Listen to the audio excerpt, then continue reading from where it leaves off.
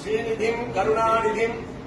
शरण्यं शरणं व्यामि प्रह्लाद वरदं हरिं श्रीभूनीला अमृतवल्ली नायिका समेत श्री प्रह्लाद वरद स्वामी वारी क्षेत्రంలో దిగువాహోవ్యంలో వసంతకాలే సంప్రాప్తే కాకస్తాద పిగపిగ అని చెప్పినట్టు వసంతోత్సవం 3 దినాల పాటు ఉభయ జయమాలతో కళ్యాణ వెంకటేశ్వర స్వామి వారి సన్నిధిలో వసంతోత్సవం మొదటి రోజు శ్రీమద్ అహోబిల మఠం పీఠాధిపతి మొట్టమొదటి పీఠాధిపతి వారు ఆదివన్ షడగోప యతీంద్ర మహాదేశుల వారు కృష్ణపక్ష